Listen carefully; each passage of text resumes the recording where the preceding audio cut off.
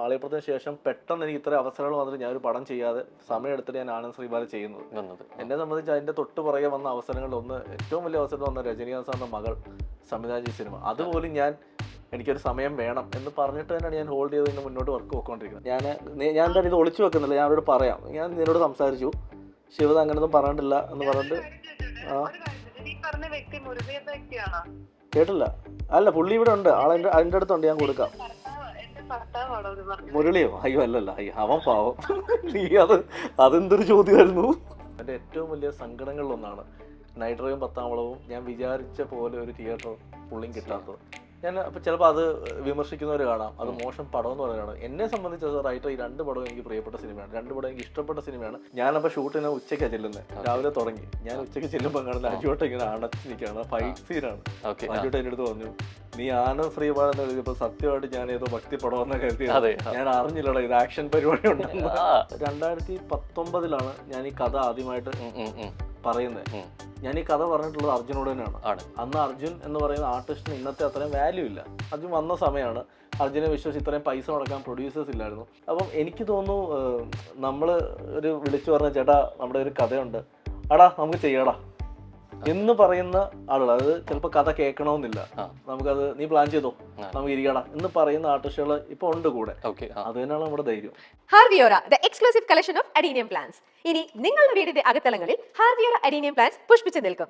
Website വഴി order ചെയ്ത് കഴിഞ്ഞാൽ ഇന്ത്യയിൽ എവിടെയും ഫ്രഷ് ആയി ഞങ്ങൾ അഡീനിയം പ്ലാന്റ് നിങ്ങളുടെ വീട്ടിൽ എത്തിച്ചു തരും. കൂടുതൽ വിവരങ്ങൾക്കായി ഹാർവിയോറ വെബ്സൈറ്റ് സന്ദർശിക്കുക.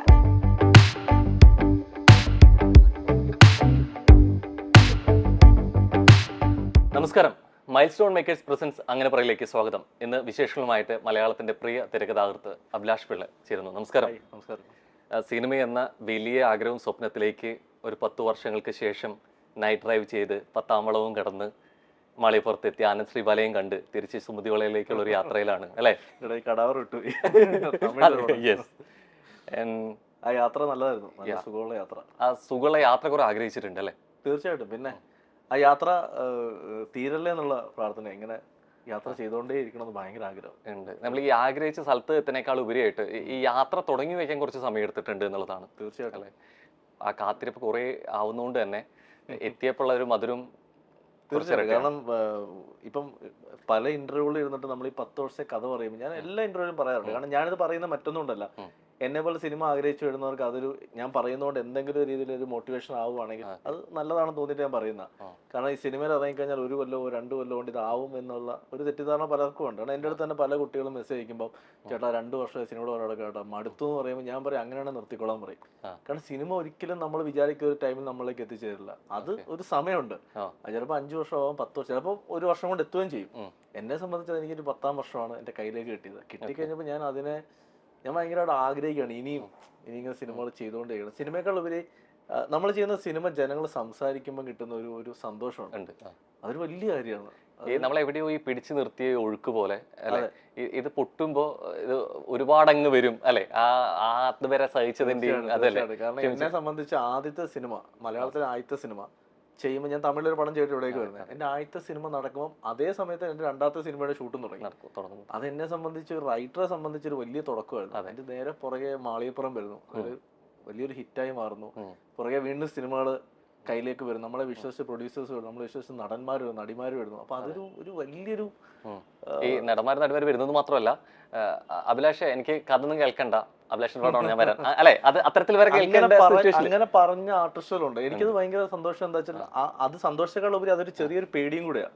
കാരണം നമ്മളെ വിശ്വസിച്ച് വരുന്ന ആർട്ടിസ്റ്റുകളെ തിരിച്ച് നമ്മളെ വിശ്വാസം കാക്കണം. അപ്പൊ എന്നെ സംബന്ധിച്ച് ഞാൻ അതുകൊണ്ട് തന്നെയാണ് മാളികപ്പുറത്തിന് ശേഷം പെട്ടെന്ന് എനിക്ക് ഇത്ര അവസരങ്ങൾ വന്നിട്ട് ഞാനൊരു പടം ചെയ്യാതെ സമയം എടുത്തിട്ട് ഞാൻ ആനന്ദ് ശ്രീബാല ചെയ്യുന്നത്. എന്നെ സംബന്ധിച്ച് അതിന്റെ തൊട്ട് പുറകെ വന്ന അവസരങ്ങളിൽ ഒന്ന്, ഏറ്റവും വലിയ അവസരം വന്ന രജനീകാന്ത് സാറിന്റെ മകൾ സംവിധാനം ചെയ്ത സിനിമ. അതുപോലും എനിക്കൊരു സമയം വേണം എന്ന് പറഞ്ഞിട്ട് തന്നെയാണ് ഞാൻ ഹോൾഡ് ചെയ്ത് ഇന്ന് മുന്നോട്ട് വർക്ക് പോയിക്കൊണ്ടിരിക്കുന്നത്. അപ്പൊ എന്നെ സംബന്ധിച്ച് ഇപ്പൊ എന്നെ വിശ്വസിച്ച് വരുന്ന എല്ലാ ആർട്ടിസ്റ്റുകളെയും തിരിച്ച് ഞാൻ ആ വിശ്വാസം കീപ്പ് ചെയ്യാൻ വേണ്ടി സമയം എടുത്ത് തന്നെയാണ് പടങ്ങൾ ചെയ്യുന്നത്. അപ്പൊ അതിനാണ് ഒരു വർഷം ഈ ചിന്ത. പക്ഷെ തുടക്കത്തിൽ കാരണം ഒരു റൈറ്റർ എന്ന നിലയിൽ തുടക്കം ഡെബ്യൂ ചെയ്യുന്ന ആ മൂവി ആ വർഷം തന്നെ തുടരെ കിട്ടുന്നുണ്ട്. സ്വാഭാവികമായിട്ടൊരു പേടി ഉണ്ടാവില്ലേ? ഞാനൊരു പ്രൊജക്ട് വന്നു, ഇതെങ്ങനെ വിലയിരുത്തുന്നു, എഴുത്തുനാല നിലയിൽ എങ്ങനെ വിലയിരുത്തുന്നു, ഇതിന്റെ വിജയം എങ്ങനെ, ഇതിന്റെ കാഴ്ചപ്പാട് ഓഡിയൻസ് വരുന്നത് എങ്ങനെ, ഇത്തരം ചിന്തകളൊക്കെ പോവാതെ ഇതേ വർഷം തന്നെ തുടർച്ചയായി വരുന്നു, ഇതിനൊക്കെ ഇത്ര സ്വീകാര്യത കിട്ടുന്നു. അപ്പൊ എനിക്കൊന്ന് ഇപ്പൊ ചിന്തിക്കുന്നത് അന്നേരം ഇത്തരം ഒരു ടെൻഷൻ നെർവസ് ആയിട്ടുണ്ടായിരുന്നില്ല? ഇല്ല, തീർച്ചയായിട്ടും ഒരിക്കലും ഇല്ല. കാരണം അന്ന് എങ്ങനെ സിനിമ ചെയ്യണം ഒരു ആഗ്രഹം. കാരണം ഞാൻ പറഞ്ഞു, ഈ 10 വർഷം യാത്രയിടയിൽ ഞാൻ എൻ്റെ ബേസിക് സ്വഭാവം എന്ന് വെച്ചാൽ ഒരു ദിവസം പോലും ഒരു രാത്രി പോലും ഞാൻ എഴുതാതെ കിടന്ന് ഉറങ്ങില്ല. ഒരു വരിയെങ്കിലും ഒരു വരി, ഒരു പേജെങ്കിലും എഴുതിയിട്ട് ഞാൻ കിടക്കും. ഞാൻ ഈ 10 വർഷമായിട്ട് എഴുതി വെച്ച തിരക്കഥകൾ എൻ്റെ കൂടെ ഉണ്ടായിരുന്നു. എനിക്ക് വിശ്വാസമുള്ള, അല്ലെങ്കിൽ ഞാൻ കഥ പറഞ്ഞാൽ ഇത് കൊള്ളാം, നമുക്ക് ചെയ്യാം, ആലോചിക്കാം എന്ന് പറയുന്ന ആർട്ടിസ്റ്റുകളും കൂടെ ഉള്ളപ്പം ഈ ആദ്യത്തെ സിനിമ നൈറ്റ് ഡ്രൈവ് റിലീസാവുന്നു. കോവിഡ് സമയത്താണ് റിലീസാവുന്നത്. ഞങ്ങളെ സംബന്ധിച്ച് അതൊരു OTT പാക്കേജ് പോലെയാണ് അത് ചെയ്യുന്നത്. അത് തിയേറ്ററിൽ അത്രത്തോളം ആളുകൾ ഇല്ലായിരുന്നു. കാരണം അത് ആ ഒരു സമയം നമ്മൾ എല്ലാവരും പേടിച്ചിരിക്കുന്ന സമയമാണ്. പക്ഷെ അത് OTT നെറ്റ്ഫ്ലിക്സിൽ ഇറങ്ങി ട്രെൻഡിങ് ആയിരുന്നു. ഏകദേശം എനിക്ക് തോന്നുന്നു ഒരു 3 മാസത്തോളം നെറ്റ്ഫ്ലിക്സിൽ ട്രെൻഡിങ് ആയിരുന്നു. അതുപോലെ തന്നെ ചർച്ച ചെയ്യപ്പെട്ട സിനിമയായിരുന്നു. ഞാൻ കേരളത്തിന് വെളിയിൽ ഇപ്പൊ യാത്ര ചെയ്യുമ്പോൾ മാളികപ്പുറത്തേക്കാൾ കൂടുതൽ എൻ്റെ അടുത്ത് ആള് സംസാരിക്കാൻ നൈറ്റ് ഡ്രൈവിനെ പറ്റിയാണ്. അതിന്റെ ഹിന്ദി റീമേക്സ് വരെ ഇപ്പം ചെയ്യാൻ പോകുന്നുണ്ട്. പ്രിയൻസ് സാറിന്, വീനസ് ആണ് അത് വാങ്ങിച്ചിരിക്കുന്നത്. പ്രിയൻസ് സാറാണ് അത് ചെയ്യുന്നത് ഞാൻ കേട്ടു. അപ്പൊ അങ്ങനെ അതിനുശേഷം 10ാം വളവ് വരുന്നു. ഇതേ ആ ഒരു സിറ്റുവേഷനിലാണ് 10ാം വളവ്. അപ്പൊ എന്നെ സംബന്ധിച്ച് ഞാൻ ചെയ്ത എല്ലാ കഥകളും എടുത്തു നോക്കുകയാണെങ്കിൽ എന്റെ സിനിമകളിൽ എനിക്ക് ഏറ്റവും പ്രിയപ്പെട്ട കഥ ഏതാന്ന് ചോദിച്ചാൽ ഞാൻ പറയും എനിക്ക് 10ാം വളവിന്റെ കഥയാന്ന് പറയും. ഞാൻ എല്ലായിടത്തും പറയും എനിക്ക് ഭയങ്കര പ്രിയപ്പെട്ട കഥയാണ്. പക്ഷെ ഞാൻ വിചാരിച്ചൊരു വിജയത്തിലേക്ക് ആ സിനിമ പോയില്ല. അപ്പൊ അത് ഇഷ്ടപ്പെട്ട ഒരുപാട് പേരുണ്ട്, ഇഷ്ടപ്പെടാത്തവരുണ്ട്. എന്നെ സംബന്ധിച്ച് ഇന്നും അത് മനോരമയിൽ ടെലികാസ്റ്റ് ചെയ്യുമ്പോൾ അന്ന് മിനിമം ഒരു 10-30 ടാഗ് വരും. എല്ലാം വന്നത് ഭയങ്കര ഫീലാണ് ഈ സിനിമ. കാരണം അതൊരു നടന്ന സംഭവമാണ്, റിയൽ സ്റ്റോറിയെ ബേസ് ചെയ്ത സിനിമയാണ്. അപ്പൊ ഈ നൈറ്റ് ഡ്രൈവും 10ാം വളവിന് ശേഷം സത്യം പറഞ്ഞാൽ എൻ്റെ ആദ്യ സിനിമ കടാവർ റിലീസ് ആവുന്ന ഈ 2 പടങ്ങളുടെ റിലീസിന് ശേഷമാണ്. 3ാമത്തെ പടമായിട്ടാണ് കടാവർ OTT റിലീസ് ചെയ്യുന്നത്, ഹോട്ട്സ്റ്റാറിൽ. അത് ഹോട്ട്സ്റ്റാറിന് ഒരു അത്യാവശ്യം നമുക്ക് വലിയ രീതിയിൽ നമുക്ക് പേര് കിട്ടിയ ഒരു സിനിമയാണ് കടാവർ. എനിക്ക് തമിഴിലാണെങ്കിലും അതർ ലാംഗ്വേജിലെ പേര് കിട്ടി. പക്ഷെ ഇതൊന്നും അല്ലായിരുന്നു ആസ് എ റൈറ്റർ ഞാൻ ആഗ്രഹിച്ചത്. ക്രൗഡഡ് ഷോസ്, അതായത് ഹൗസ്ഫുൾ ഷോസിൽ സിനിമ ഓടുന്നത് കാണണം എന്ന് ആഗ്രഹം. ശരിക്കും ആ ആഗ്രഹം നിൽക്കുമ്പോൾ തന്നെ ചോദിക്കാതെ പോയി. കാരണം സിനിമ എന്ന സ്വപ്നം നടക്കുന്നതിന്റെ ഒപ്പം തന്നെ എല്ലാവരും കാണും എനിക്കുമുണ്ടൊരു വെള്ളിയാഴ്ച, ഇതാണ് മൈൻഡിൽ ഉണ്ടാവുന്നത് അല്ലേ? സോ ഇങ്ങനെ ഉണ്ടാവുന്ന ചിന്തകളിൽ പോലും നല്ലൊരു മികച്ച ചിത്രം വരുന്നു, നൈറ്റ് ഡ്രൈവ് ചർച്ച ചെയ്യുന്നു. ഇതൊക്കെ ഉണ്ടെങ്കിൽ പോലും എവിടേക്കോ ഒരു തിയേറ്റർ റിലീസ് സംഭവിച്ചിരുന്നില്ല എന്നുള്ളൊരു നിരാശ 100%. ഞാൻ ഇന്നും പറയുന്നു, എൻ്റെ ഏറ്റവും വലിയ സങ്കടങ്ങളിലൊന്നാണ് നൈറ്റ് ഡ്രൈവും 10ാം വളവും ഞാൻ വിചാരിച്ച പോലെ ഒരു തിയേറ്റർ ഫുള്ളിങ് കിട്ടാത്തത്. ഞാൻ അപ്പൊ ചിലപ്പോൾ അത് വിമർശിക്കുന്നവർ കാണാം, അത് മോശം പടം എന്ന് പറയുന്നതാണ്. എന്നെ സംബന്ധിച്ച് റൈറ്റർ ഈ 2 പടവും എനിക്ക് പ്രിയപ്പെട്ട സിനിമയാണ്, 2 പടം എനിക്ക് ഇഷ്ടപ്പെട്ട സിനിമയാണ്. ഇത് ഇഷ്ടപ്പെടുന്ന ഒരുപാട് ഓഡിയൻസ് ഉണ്ട്, ഒരുപാട് പേര് എന്നെ ഇന്നും എനിക്ക് മെസ്സേജ് ഇടാറുണ്ട് അതിനെ പറ്റിയുള്ളത്. പക്ഷേ ഈ 2 പടവും കഴിഞ്ഞ് കടാവർ OTTയും റിലീസായി കഴിഞ്ഞപ്പം സത്യം പറഞ്ഞാൽ വലിയ സങ്കടം ഉണ്ടായിരുന്നു. കാരണം ഞാൻ ആഗ്രഹിച്ച സിനിമയായിരുന്നു കടാവർ തിയേറ്ററിൽ എത്തണം, തമിഴ്നാട്ടിലെ തിയേറ്ററിൽ ഈ പടം ഓടണമെന്ന് ആഗ്രഹിച്ചു. പക്ഷെ അവിടെ നിന്നാണ് ഹോട്ട്സ്റ്റാറിലേക്ക്. അത് എന്നെ സംബന്ധിച്ച് ആ സമയത്ത് എനിക്കോ അല്ലെങ്കിൽ എൻ്റെ സംവിധായകനോ അത് ഹോൾഡ് ചെയ്യാൻ പറ്റില്ല. ഈവൻ ഇഫ് അതിൻ്റെ പ്രൊഡ്യൂസർ അമല പോളിനും പറ്റില്ല. കാരണം ഇത്രയും പൈസ മുടക്കിയേക്കാണ്, ഇനി തിയേറ്ററിലുള്ള അവസ്ഥ അറിയില്ല. അങ്ങനെ പോയപ്പോൾ ഹോട്ട്സ്റ്റാറിലേക്ക് അത് കച്ചവടം ആവുന്നു, വലിയ പൈസക്കാണ് അത് കച്ചവടം ആവുന്നത്. പക്ഷെ ഹോട്ട്സ്റ്റാർ റിലീസായപ്പോൾ എല്ലാവരും പറഞ്ഞു ഇത് തിയേറ്റർ റിലീസായിരുന്നു, നന്നായിരുന്നു എന്ന് പറഞ്ഞപ്പോൾ സങ്കടം ഉണ്ടായിരുന്നു, വലിയ സങ്കടം ഉണ്ട്. പക്ഷെ എൻ്റെ ഈ വിഷമങ്ങളൊക്കെ മാറാൻ അല്ലെങ്കിൽ ഇതിനുവേണ്ടി ഒരു വാശിക്ക് എഴുതിയ സിനിമ തന്നെയാണ് മാളികപ്പുറം. അത് തിയേറ്ററിൽ ഇറങ്ങി ഒരു 4ാമത്തെ 5ാമത്തെ ദിവസം മുതൽ കേരളത്തിൽ ടിക്കറ്റ് കിട്ടുന്നില്ല എന്നൊരവസ്ഥ നമ്മൾ സത്യം പറഞ്ഞാൽ ആ സങ്കടം കണ്ണ് പറഞ്ഞിട്ടുണ്ട്. ഞാൻ കവിതാ തിയേറ്ററിന്റെ മുന്നിൽ പോയി നിന്നിട്ടുണ്ട്, ഉണ്ണി ഉണ്ടായിരുന്നു എൻ്റെ കൂടെ. കവിതാ ഉണ്ണി ഗേറ്റിനോട് പോയി ഹൗസ് ബോർഡിനോട് പോയി ഒരു ഫോട്ടോ വന്ന് എനിക്കിപ്പോഴും ഓർമ്മ. ആ ഒരു ഫോട്ടോ ആദ്യം ഞങ്ങൾ ഇട്ട ദിവസം ഇങ്ങനെ പലരും വന്ന് പറഞ്ഞു ഇത് വെറുതെ ഹൗസ്ഫുൾ ഷോ ഇട്ടതാണ്. അടുത്ത ദിവസം സകല മീഡിയാസും വന്നിട്ട് അതേ തിയേറ്ററിൽ ഹൗസ്ഫുൾ ഷോയ്ക്ക് ഞങ്ങൾ നിൽക്കുമ്പോൾ വീഡിയോ എടുത്തു. അപ്പം ഞാൻ കണ്ണാർ ഉണ്ണിയോട് പറഞ്ഞു ഞാൻ ആഗ്രഹിച്ച ദിവസം ഇതാണ് എന്ന് പറഞ്ഞപ്പം ഇന്ന് ഞാനത് ആലോചിക്കുന്നുണ്ട്. ഒരു 1.5 വർഷം മുന്നേ മാളികപ്പുറം റിലീസായ ദിവസം ലൈഫിലെ ഏറ്റവും ദ ബെസ്റ്റ് മൊമെന്റ് ആയിരുന്നു അത്. പിന്നെയും ആവർത്തിച്ച് ഓർക്കാൻ ആഗ്രഹിക്കുന്ന കാഴ്ച കൂടിയാണ്. ഞാൻ ഈ സിനിമ സ്വപ്നം കണ്ടുവരുന്ന എല്ലാവരോടും, നടന്മാരായാലും സംവിധായകരായാലും എഴുത്തുകാരായാലും എന്ത് ടെക്നീഷ്യൻസ് ആണെങ്കിലും ഞാൻ പറയുന്നത് എല്ലാവരുടെ ജീവിതത്തിൽ ഈ വെള്ളിയാഴ്ച കിട്ടും, തീർച്ചയായിട്ടും കിട്ടും. ഈ പലപ്പോഴും ഈ സിനിമയുടെ ബാക്ക് ബോൺ അതിൻ്റെ സ്ക്രിപ്റ്റും റൈറ്ററാണെന്ന് പറയുമ്പോഴും ഈ സിനിമ വിജയിച്ചാലും സിനിമ ചർച്ച ചെയ്യുമ്പോഴാണെങ്കിൽ പോലും ഈ റൈറ്റർ എപ്പോഴും പല രീതിയിലും പരാമർശിക്കപ്പെടാറില്ല അല്ലെ, അത്ര പ്രശംസ കിട്ടാറില്ല എന്നുള്ളത്. പക്ഷെ ആ കാര്യത്തിൽ അഭിലാഷ് പിള്ള എന്ന എഴുത്തുകാരൻ ഭയങ്കര സന്തോഷവാനും അല്ലെ ആ രീതിയിലേക്ക് അംഗീകാരങ്ങൾ കിട്ടിയ വ്യക്തിയാണ്. കാരണം സിനിമ ചർച്ച ചെയ്യപ്പെടുമ്പോഴും ഒരുപക്ഷെ ആ നായകനൊപ്പം തന്നെ എഴുതി ചേർത്തപ്പെട്ട പേരാണ്, എടുത്തു പറയാൻ തന്നെ പറ്റും ഒരുപക്ഷെ സംവിധായകനാൽ മേലെ എന്നുള്ളത്. ഈ സംതൃപ്തിയും സാറ്റിസ്ഫാക്ഷനൊപ്പം തന്നെ ഈ അടുത്ത സിനിമകളിലോട്ട് വരുമ്പോൾ എവിടേക്കോ സിനിമയിലെ കഥാപാത്രങ്ങൾക്ക് ടൈപ്പ് കാസ്റ്റ് ചെയ്യപ്പെടുന്ന പോലെ അഭിലാഷ് പിള്ള എന്നൊരു എഴുത്തുകാരിൽ നിന്ന് ഇനി പ്രതീക്ഷിക്കേണ്ട സിനിമകൾ ഇത്തരത്തിലുള്ളതാണ് എന്നുള്ള ചോദ്യങ്ങൾ വന്നിരുന്നില്ല? എനിക്ക് മാളികപ്പുറം കഴിഞ്ഞപ്പം ഞാൻ പേര് പറയുന്നില്ല, 1-2 പ്രൊഡക്ഷൻ കമ്പനിന്ന് വിളിച്ചിട്ട് അഭിലാഷ് ഇതുപോലെ മാളികപ്പുറം പോലത്തെ നമുക്ക് ഇതുപോലെ ഭക്തി ബാക്ക്ഗ്രൗണ്ട് ചെയ്യാൻ പറ്റുന്ന കഥകൾ വല്ലതും ഉണ്ടോ എന്ന് ചോദിച്ചപ്പോൾ ഞാൻ പറഞ്ഞു ചേട്ടാ എൻ്റെ വേറെ കഥകളുണ്ട്. അല്ല നിങ്ങളുടെ അങ്ങനത്തെ കഥകളുണ്ടെന്ന് ചോദിച്ചപ്പോഴത്തേക്ക് ഞാൻ പറഞ്ഞു ചേട്ടാ അങ്ങനെ എൻ്റെ വേറെ ത്രില്ലേഴ്സ് ഉണ്ട്, അപ്പൊ അവര് കാണുന്നത് അങ്ങനെ ഒരു കഥ ഇനി ഞാൻ ചെയ്താൽ അത് കച്ചവടമാക്കാം. ഓക്കെ. അപ്പൊ ഞാൻ പറഞ്ഞു എന്റെ അടുത്ത പടം ഞാൻ അങ്ങനെ ചെയ്യുന്നില്ല. അങ്ങനെയാണ് ഇപ്പൊ ആനന്ദ് ശ്രീബാല ചെയ്യുന്നത്, സുമതി ചെയ്യുന്നതും ഒക്കെ. പക്ഷെ അങ്ങനെ ഒരു ടൈപ്പ് കാസ്റ്റ് ചെയ്യപ്പെട്ടോണ്ട് എനിക്ക് വിഷമവുമില്ല. കാരണം വെച്ചാൽ ഞാൻ ചെയ്യുന്ന അടുത്ത പടം ജനങ്ങൾ അംഗീകരിച്ചാൽ ഞാൻ ഹാപ്പിയാണ്. പക്ഷെ ഈ അടുത്ത പടം വരുന്ന സമയത്ത് എന്റെ ടൈറ്റിൽ ആനന്ദ് ശ്രീബാല ആണ്. എവിടേക്കോ ഈ വിശ്വാസികളും അത് അവിടെയാണ് ഏറ്റവും വലിയ രസം. അതായത് ആനന്ദ് ശ്രീബാല ടൈറ്റിലിടെ എല്ലാവരും കരുതി ഇതൊരു ഭക്തി പടം ചോദ്യം വന്നൂല്ലേ? ക്രൈം ഇൻവെസ്റ്റിഗേഷൻ ത്രില്ലറാണ് ഓക്കെ. ആനന്ദ് ശ്രീബാല. ഏറ്റവും രസം അജുവേട്ടൻ ഈ പടത്തിൽ ഒരു കഥാപാത്രം ചെയ്യുന്നുണ്ട്. അജുവേട്ടനെ ഞാനാണ് വിളിക്കുന്നത്. ഓക്കെ. അജുവേട്ടാ എന്റെ അടുത്ത പടത്തില് ഒരു 3 ദിവസം ഡേറ്റ് വേണം എന്ന് പറഞ്ഞു. അമ്മനെ വരാന്ന് പറഞ്ഞു. അപ്പൊ ഞാൻ പറഞ്ഞു എന്താ മോനെ പടത്തിന്റെ പേരെന്താ ചോദിച്ചു. അവൻ ആനന്ദ് ശ്രീബാല. മോനെ ഞാൻ വരുന്നു, എനിക്ക് കഥ പോലും കേൾക്കണ്ട, ഞാൻ വരുന്നു എന്ന് പറഞ്ഞു. അങ്ങനെ നാറുവിലാണ് ഷൂട്ട്. അപ്പം തലേന്ന് പുള്ളി എനിക്ക് ഡയലോഗ്സ് ഒന്ന് അയച്ചു. ഞാൻ ചേട്ടാ കുഴപ്പമില്ല, ഡയലോഗ്സ് ഞാൻ വരാം, എന്നിട്ട് നമുക്ക് പിടിക്കാന്നൊക്കെ പറഞ്ഞു. ഞാനപ്പോ ഷൂട്ടിന് ഉച്ചയ്ക്കാ ചെല്ലുന്നത്. രാവിലെ തുടങ്ങി. ഞാൻ ഉച്ചയ്ക്ക് ചെല്ലുമ്പോൾ കാണുന്ന അജുവേട്ടൻ ഇങ്ങനെ അടച്ചു നിൽക്കുകയാണ്. ഫൈറ്റ് സീനാണ്. അജുവേട്ടൻ എന്റെ അടുത്ത് പറഞ്ഞു, നീ ആനന്ദ് ശ്രീബാല എന്ന് എഴുതിയപ്പോ സത്യമായിട്ട് ഞാൻ ഏതോ ഭക്തി പടമെന്ന് കരുതി, ഞാൻ അറിഞ്ഞില്ലടാ ഇത് ആക്ഷൻ പരിപാടി ഉണ്ടെന്ന്.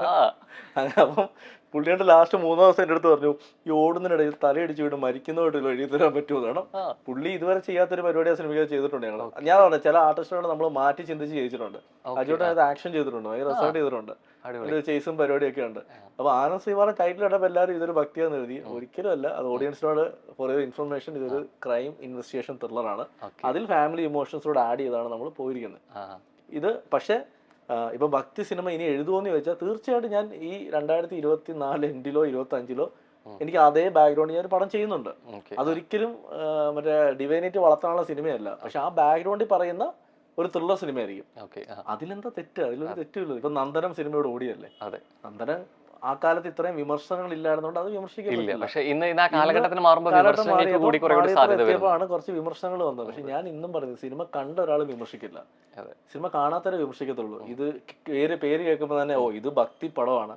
അത് ശരിക്കും പറഞ്ഞാൽ ഞാൻ പല ഇന്റർവ്യൂലും പറയും, ഞാൻ അതിന്റെ ട്രെയിലർ വേണമെങ്കിൽ മാറ്റി കട്ട് ചെയ്ത് കാണിച്ചു തരാം, അതിനെ ത്രില്ലർ സിനിമയാക്കി ഞാൻ കാണിച്ചു തരാം. ആ ട്രെയിലർ മാറ്റി കട്ട് ചെയ്താൽ തന്നെ മനസ്സിലാവും അത് ത്രില്ലർ മൂടി വേണമെങ്കിൽ നമുക്ക് ആ സിനിമ പറയാൻ മാറ്റാൻ പറ്റും എന്നുള്ളത്. തീർച്ചയായിട്ടും. പക്ഷെ നിങ്ങൾ തന്നെ ആലോചിച്ച് നോക്കുക, സിനിമ ഇൻട്രോയിൽ കഴിഞ്ഞാൽ ടില്ല ക്ലൈമാക്സ് വരെ പോകുന്ന ഒരു പോക്ക് ത്രില്ലർ അല്ലേ. ഒരു കുട്ടിനെ തട്ടിക്കൊണ്ട് ഒരു അതിൽ നിന്ന് രക്ഷിക്കുന്ന ഹീറോ. എവിടുന്നാണ് ഇത് ഭക്തിയാവുന്നത്? ആകെ എടുത്ത യാത്ര ശബരിമലയിലേക്കാണ്. വിശ്വാസിയായ ഒരു കുട്ടി ശബരിമലയിലേക്ക് പോകുന്നു. ആ കുട്ടി ചെറുപ്പം മുതല് കേട്ടറിഞ്ഞ കഥകളിലെ ഹീറോയ്ക്ക് ഉണ്ണിമൂന്നന്റെ മുഖം, അതുകൊണ്ട് ആ ഉണ്ണിമൂന്ന കാട്ടിക്കിടന്ന് അടി ഉണ്ടാക്കുമ്പോൾ അവർക്ക് ആ മുഖം അയാളിൽ തോന്നുന്നു എന്നുള്ള സംഭവം. ഇത് എവിടേക്കും നമ്മൾ പല ജോണറിലുള്ളത് ഒരു ട്രെൻഡ് സെറ്റർ ആയിട്ട് മാറാറുണ്ട് അല്ലെ പല എഴുത്തുകാർ സിനിമകളും. പിന്നെ അത് ഫോളോ ചെയ്യും. ഒരു അവസരം അതിനെ മുമ്പും ശേഷം എന്ന് പറഞ്ഞൊരു സിനിമയാണ് ട്രാഫിക് ഒക്കെ. പിന്നെ അതിന് ശേഷം കുറെ അല്ലെ ത്രില്ലർ രീതിയിലൊക്കെ വന്നിട്ടുണ്ട്. ഒരു പക്ഷേ ഈ സിനിമ കഴിഞ്ഞ ശേഷം കുറെ പേര് സമീപിച്ചതും ഇത്തരം സിനിമകളുണ്ടോ എഴുത്തുണ്ടോ എന്ന് ചോദിച്ചാണ്. കാരണം അതിനൊരു സാധ്യത കാണുന്നു. ഇത്രയും പ്രേക്ഷകരുണ്ട്, ഇത്രയും വിജയം കൈവരിക്കുന്നു എന്നുള്ളത് തന്നെ. ഈ ട്രെൻഡ് സെറ്റർ ആവുക എന്നുള്ള ഒരു ചിന്ത എവിടെയോ. ഞാൻ മാളികപ്പുറം 2 എനിക്ക് വേണമെങ്കിൽ ഇമ്മീഡിയറ്റ് ചെയ്യാൻ പറ്റും. മാളികപ്പുറം 2. പക്ഷെ ഞാൻ മാളികപ്പുറം 2 ഇമ്മീഡിയറ്റ് ചെയ്യാത്ത വെച്ചാൽ ആ ട്രെൻഡിന്റെ പുറകെ ഒന്ന് ഇനി എന്താ നമ്മൾ കാത്തിരുന്ന് ആഗ്രഹിച്ചു കൊടുക്കണം. ഇപ്പൊ ഞാൻ എന്റെ പുറകെ ഇത് ചെയ്തുകൊണ്ടിരുന്നാൽ എത്രത്തോളം ട്രെൻഡ് സെറ്റർ ആവും, അത് ആളുകൾക്ക് മടുത്തു കൊടുക്കും. അപ്പൊ ഞാൻ പറഞ്ഞു എനിക്കിപ്പോ 2 പടം കഴിഞ്ഞാൽ മൂന്നാമത്തെ 4ാമത്തെ പടമായിട്ട് ഞാൻ ഇതുപോലെ വേറൊരു മൂഡിൽ ഇതേ സെയിം ഡിവൈൻ പരിപാടി തന്നെ വേറൊരു മൂഡിൽ കൊടുത്താൽ ഓഡിയൻസ് അക്സെപ്റ്റ് ചെയ്യും. അതെ. അപ്പൊ എന്റെ മൈൻഡിലുണ്ട്. ഞാൻ പറഞ്ഞില്ല ഞാൻ ഈ 10 വർഷമായിട്ട് പ്ലാൻ ചെയ്ത് വെച്ചത് എല്ലാത്തരം. എനിക്ക് തോന്നുന്നു ഈ 10 വർഷത്തെ എക്സ്പീരിയൻസിൽ എഴുതി വെച്ചതും കണ്ട കഥകളും ഒരു കുടത്തിലുണ്ടെങ്കിൽ ഒരു കൈക്കുമ്പിളിൽ മാത്രം അഭിലാഷുള്ള എഴുത്തുകാരെ എടുത്തിട്ടുള്ളൂ അല്ലെ. ബാക്കി എവിടെ? എനിക്ക് ഞാൻ ആഗ്രഹിച്ച പോലത്തെ കുറെ സിനിമകൾ 2025-ലാണ് എനിക്ക് ചെയ്യാൻ പറ്റുള്ളൂ. കാരണം വെച്ചാൽ അതിന്റെ പ്ലാനിങ്ങൾ ഇപ്പൊ കഴിഞ്ഞൊരു 3 വർഷമായിട്ട് നടക്കുന്ന പ്ലാനിങ്ങളൊക്കെ 2022 അടുപ്പിച്ച് വന്നതുപോലെ ഇനി ആ ഒരു ഒഴുക്ക് വരാൻ പോകുന്ന 25-ലായിരിക്കും. അതായത് 24 വരും. കാരണം 24 എങ്ങനെ വരും? ആ 2022 4 പടം റിലീസായി. 2022-ലും എന്റെ ഒരു കണക്കുകളിൽ ശരിയാണെങ്കിൽ 3 പടം റിലീസാവും. 2025-ൽ എന്റെ കണക്കുകളിൽ ശരിയാണെങ്കിൽ കറക്റ്റ് ആയിട്ട് അത് ഇനി അങ്ങോട്ട് കറക്റ്റ് ട്രാക്ക് ആയിരിക്കും. അതായത് നമ്മുടെ സിനിമ ഇങ്ങനെ ഒരു വർഷത്തിൽ 2-3 പടം സംഭവിക്കും എന്ന് തന്നെയാണ് കരുതി പോകുന്നത്. ഇതൊക്കെ ഇനിയും ഇപ്പൊ മാളികപ്പുറം വെച്ച് എല്ലാ അടുത്ത സിനിമ മോശമായാൽ ഇതേ ആളുകൾ തന്നെ എന്നെ വിമർശിക്കും. അപ്പൊ ഞാൻ ആഗ്രഹിക്കുന്നത് ഇനി ചെയ്യാവുന്ന നെക്സ്റ്റ് പടം അതാണ് ഫോക്കസ് ചെയ്യുന്നത്, അത് ഹിറ്റാക്കുക. അതെ. ഈ എഴുതുന്ന കഥകളിലാണെന്നുണ്ടെങ്കിൽ ഇനിയിപ്പോ ആനന്ദ് ശ്രീബാലയാണെന്നുണ്ടെങ്കിലും സുമതി വളവാണെങ്കിലും ഇതിലെ കാണുന്ന മുഖം പ്രധാന കഥാപാത്രങ്ങളെ അർജുൻ അശോകനാണ് അല്ലെ. കഥയിൽ വ്യത്യാസമുണ്ടെങ്കിലും ഈ രണ്ടുപേരും റോള് നന്നായി ചെയ്യാൻ എന്നുള്ള രീതിയിലേക്ക് ഫസ്റ്റ് ഓപ്ഷൻ ആയിട്ട് വന്നതായിരുന്നു അർജുൻ. അതായത് ആനന്ദ് ശ്രീബാല തീർച്ചയായിട്ടും അർജുൻ തന്നെയാണ്. സുമതി വളവ് 2019 ഞാൻ ഈ കഥ ആദ്യമായിട്ട് പറയുന്നത്. ഞാൻ ഈ കഥ പറഞ്ഞിട്ടുള്ളത് അർജുനോട് തന്നെയാണ്. അന്ന് അർജുൻ എന്ന് പറയുന്ന ആർട്ടിസ്റ്റിന് ഇന്നത്തെ അത്രയും വാല്യൂ ഇല്ല. അർജുൻ വന്ന സമയമാണ്. അർജുനെ വിശ്വസിച്ച് ഇത്രയും പൈസ മുടക്കാൻ പ്രൊഡ്യൂസേഴ്സ് ഇല്ലായിരുന്നു. പക്ഷെ അന്ന് ഞങ്ങളെ വിശ്വസിച്ച് പൈസ ഇറക്കാനും പ്രൊഡ്യൂസേഴ്സ് ഇല്ല. അന്ന് മാളികപ്പുറം സംഭവിച്ചിട്ടില്ല, ഒരു പടം സംഭവിച്ചിട്ടില്ല. നമ്മൾ തുടക്കമാണ് സിനിമയ്ക്ക് വേണ്ടി നടക്കുന്ന സമയം. പക്ഷെ അന്ന് അർജുനോട് കഥ പറയുമ്പോൾ അർജുൻ പറഞ്ഞു, ചേട്ടാ ഇത് എന്തെങ്കിലും ചെയ്യുവാണ്, എന്നെ വെച്ചിട്ട് ചെയ്യണേ എന്ന് അർജുൻ അന്ന് എൻ്റെ അടുത്ത് പറഞ്ഞു. പിന്നീട് ഓരോ വർഷം കഴിയുന്നതോറും അർജുൻ പല സ്ഥലങ്ങളും ഇതിനെപ്പറ്റി സംസാരിച്ച് ഞാൻ കേട്ടു. എൻ്റെ സുഹൃത്തുക്കളോട് സംസാരിച്ചിട്ടുണ്ട്. അഭിലാഷോട് ഒരു കഥ പറയാനുണ്ട്, സുമതി വളം എന്ന് പറഞ്ഞിട്ട് എനിക്ക് ഭയങ്കര ഇഷ്ടമാണ്, അത് ചെയ്യാൻ പറ്റിയത്. എൻ്റെ ഏറ്റവും ക്ലോസ് ഫ്രണ്ട് ഒരാൾ എന്നെ വിളിച്ചിട്ട് പറഞ്ഞു, ചേട്ടാ ഇങ്ങനെ അർജുൻ എന്നോട് പറഞ്ഞു. അപ്പൊ ഞാൻ പറഞ്ഞില്ല, അത് സംഭവിക്കും, അങ്ങനെ സംഭവിക്കണം അന്നതിൽ അവൻ തന്നെ ആയിരിക്കും അഭിനയിക്കുന്നത്. വർഷങ്ങൾ കടന്നു പോകുന്നു, ഞാൻ മറ്റു സിനിമകൾ ചെയ്യുന്നു, മാളികപ്പുറം നടക്കുന്നു. അതിനുശേഷം ആനന്ദ് ശ്രീബാലയിൽ എത്തുന്നു. ആനന്ദ് ശ്രീബാല ലൊക്കേഷൻ വെച്ചിട്ടാണ് ഞാൻ ചോദിക്കുന്നത്, എടാ സുമതിയോട് ചെയ്തു. അപ്പൊ ഇവൻ ഭയങ്കര സർപ്രൈസ് ആയിട്ട് എൻ്റെ അടുത്ത് പറഞ്ഞു, ചേട്ടാ ഞാൻ അങ്ങോട്ട് പറയാതിരിക്കുമായിരുന്നു, സുമതിയോട് ചെയ്താലെന്ന് ചോദിച്ചു. അപ്പൊ ഞാൻ പറഞ്ഞു മാളികപ്പുറം ഡയറക്ടർ വിഷ്ണു. അപ്പൊ അവൻ ഭയങ്കര സർപ്രൈസ് ആയി, ചേട്ടാ മാളികപ്പുറം കഴിഞ്ഞിട്ട് അടുത്തത് സുമതിയോളമെന്ന് ചോദിച്ചു പുള്ളി. ഞാൻ പറഞ്ഞടാ അവൻ അതാണ് അടുത്ത് ചെയ്യണമെന്ന് പറയുന്നത്, നമുക്ക് ചെയ്താലെന്ന് ചോദിച്ചു. അപ്പൊ അർജുൻ പറഞ്ഞു, ചേട്ടാ അവൻ ഭയങ്കര ഹാപ്പി, അവൻ ഒരിക്കലും പ്രതീക്ഷയില്ല ഇങ്ങനെ ഒരു ചോദ്യം. അപ്പൊ ഞാൻ പറഞ്ഞ അങ്ങനെയാണ് വിഷ്ണുവിന്റെ അടുത്ത പടം നമ്മൾ സുമതിയോളമെന്ന് പറയുന്നതാണ്. മാളികപ്പുറം അതേ ടീം തന്നെ വീണ്ടും ജോയിൻ ചെയ്യുന്നു, അർജുൻ എത്തുന്നു, ഒരു കൂട്ടം ആർട്ടിസ്റ്റുകൾ അതിൽ ഇപ്പം ആഡ് ഓൺ ആയിക്കൊണ്ടിരിക്കുകയാണ്. അപ്പൊ എന്നെ സംബന്ധിച്ച് എനിക്ക് വർക്ക് ചെയ്യാനും ഭയങ്കര സുഖമായിരുന്നു അർജുൻ്റെ കൂടെ. കാരണം നമ്മുടെ ഒരു വൈബാണ്, അർജുൻ കൂടെ തന്നെ നിൽക്കും. അപ്പൊ അത് ഞാൻ മനസ്സിൽ കണ്ടത് സുമതി വളയിൽ പണ്ടും അർജുനാണ്. ഞാൻ ആ പണ്ട് എന്ന് പറയുമ്പോൾ എനിക്ക് ഒരു ചോദ്യം ചോദിക്കാതെ വയ്യ. കാരണം ഈ ഒരു 10 വർഷത്തിൽ എഴുതിയ കഥകൾ അതിലുണ്ട്. പക്ഷെ എഴുതുമ്പോൾ എഴുത്തിനൊപ്പം തന്നെ നമ്മുടെ മനസ്സിലൊരു കഥാപാത്രം വരും അല്ലെ. പക്ഷെ ഇത്രയും വർഷങ്ങൾക്ക് മുമ്പ് എഴുതുന്ന കഥകളിൽ അർജുൻ ഇത്രത്തോളം അല്ലെങ്കിൽ ഒരു സ്റ്റാർ വാല്യൂയിലേക്കോ നായകനിലേക്കോ വന്നിട്ടില്ല അല്ലെ. ഒരു ആക്ടറായിട്ട് പോലും വന്നിട്ടില്ല. അന്ന് എഴുതിയ കഥാപാത്രങ്ങളിൽ മനസ്സിൽ കണ്ട ആളുകളെ പലപ്പോഴും റീപ്ലേസ് ചെയ്യേണ്ടി വന്നിട്ടുണ്ട് ഇല്ലേ.